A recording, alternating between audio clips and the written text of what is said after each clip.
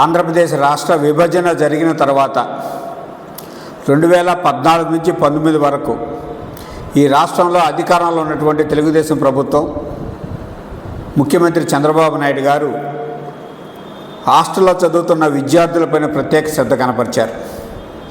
భారతదేశంలోనే ఏ రాష్ట్రంలో లేని విధంగా దేశంలోనే మొట్టమొదటిసారిగా ఎస్సీ, ఎస్టీ, బీసీ, మైనారిటీ హాస్టల్లో గురుకులాల్లో చదువుతున్న విద్యార్థుల కోసం వారానికి 2 రోజులు చికెన్తో కూడినటువంటి భోజనం ఏర్పాటు చేసిన మొట్టమొదటి ముఖ్యమంత్రి నారా చంద్రబాబు నాయుడు గారు.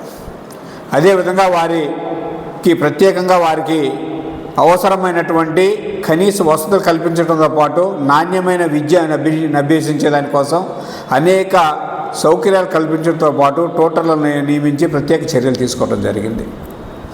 ఆ తదుపరి అధికారంలోకి వచ్చినటువంటి వైసీపీ ప్రభుత్వ హయాంలో 2019 నుంచి 24 వరకు ఈ రాష్ట్రంలో ఉన్నటువంటి ప్రభుత్వ హాస్టల్స్ అన్నీ కూడా నరకానికి నకళ్ళుగా మారాయి. కనీసం ₹1 పెట్టి ఎక్కడా కూడా రిపేర్లు చేసిన పాపాన పోల.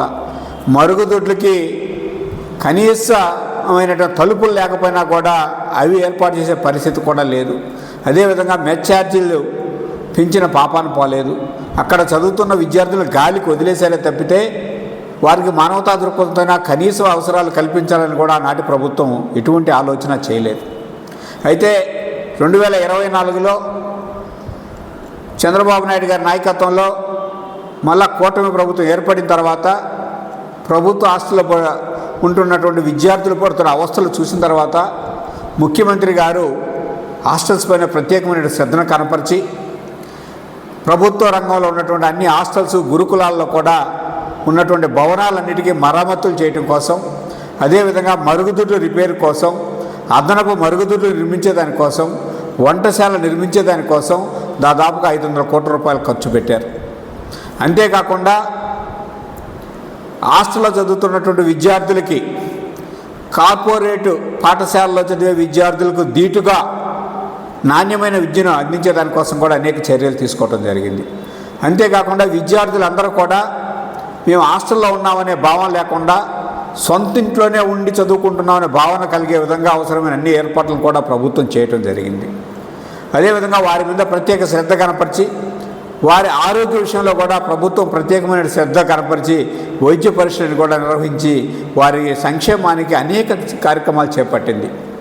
ఈరోజు రాష్ట్రంలో ఆర్థిక పరిస్థితులు బాగలేకపోయినప్పటికీ కూడా ఒకవైపు అధికారులు ఆర్థికంగా కొన్ని ఇబ్బందులు ఉన్నాయి సార్, మెస్ ఛార్జీలు వచ్చే సంవత్సరం నుంచి పెంచుదామని చెప్పినప్పటికి కూడా ముఖ్యమంత్రి గారు ఏమాత్రం కూడా లెక్క చేయకుండా విద్యార్థుల సంక్షేమం నాకు ముఖ్యం అని చెప్పి ఈరోజు విద్యార్థులకు ఇచ్చే ప్రభుత్వ హాస్టల్స్, గురుకులాల్లో ఉన్నటువంటి విద్యార్థులకు ఇచ్చే మెస్ ఛార్జీలను 10% పెంచాలని నిర్ణయం తీసుకున్నారు. దీనివల్ల విద్యార్థులకి మరింత నాణ్యమైనటువంటి పౌష్టికారం అందే అవకాశం ఉంది. అదేవిధంగా వారి విద్యపైన కూడా దృష్టి పెట్టే అవకాశం ఉంటుందనే ఉద్దేశం ముఖ్యమంత్రి గారు నిర్ణయం తీసుకున్నారు. ఈ నిర్ణయం తీసుకున్న ముఖ్యమంత్రి గారికి ప్రత్యేకంగా ధన్యవాదాలు తెలియజేస్తున్నాం. అదేవిధంగా విద్యార్థులు కానీ విద్యార్థుల తల్లిదండ్రులు కూడా ఒకసారి ఆలోచించాల్సిన అవసరం ఉంది. గత వైసీపీ హయాంలో ప్రభుత్వ హాస్టళ్ల పనితీరు ఏ విధంగా ఉంది, అక్కడ ఉన్నటువంటి విద్యార్థుల సంక్షేమానికి నాటి ప్రభుత్వం ఏ విధంగా పట్టించుకోకుండా గాలికి వదిలేసింది.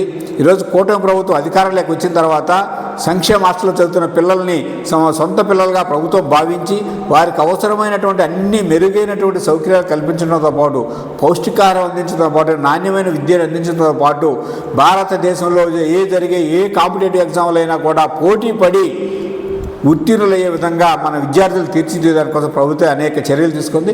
ఈ సందర్భంగా గురుకుల పాఠశాలలో కానీ కూడా ప్రత్యేకమైన శ్రద్ధ కనపరిచి వాటికి కూడా ప్రత్యేకంగా భవనాలు నిర్మించాలని ముఖ్యమంత్రి గారు నిర్ణయం తీసుకున్నారు.